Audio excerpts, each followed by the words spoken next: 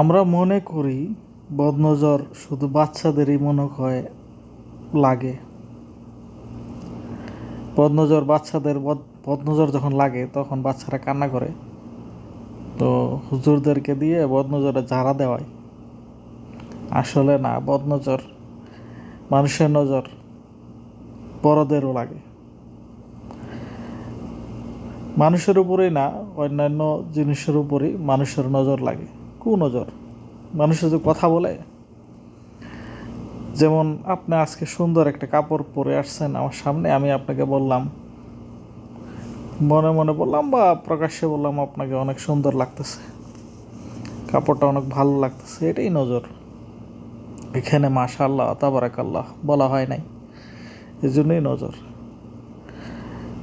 খাবার খাচ্ছি, সুস্বাদু খাবার, কিছু লোকের সামনে, তারা দেখতেছে আমাকে আমি খাচ্ছি, তাদের মনে মনে মনে চিন্তা আসছে, ধারণা করতেছে, দেখতেছে যে কিভাবে খাচ্ছে। কিছু লোক ধারণা করবে কত না সুস্বাদু খাবারটা। এটাই হচ্ছে নজর।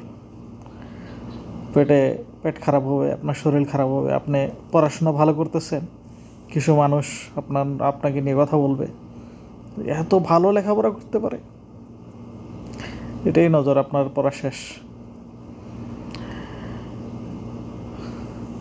যাই হোক, মানুষকে যে বিষয়গুলা কথা বলে, দেখে কথা বলে, প্রশংসা করে বা নিন্দা করে, এটাই হচ্ছে নজর।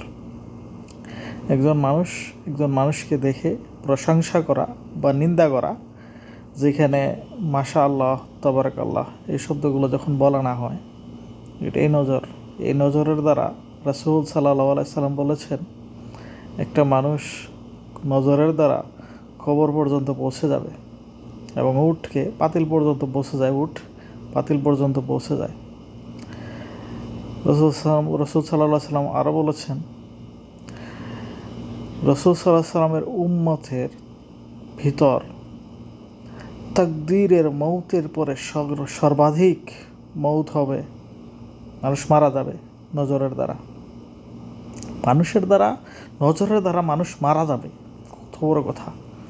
আমরা অথচ নজর আইডেন্টিফাই করতে পারি না, পরীক্ষা করতে পারি না। নজর লাগছে কি না এই বিষয়টা পরীক্ষা করা অনেক কঠিন।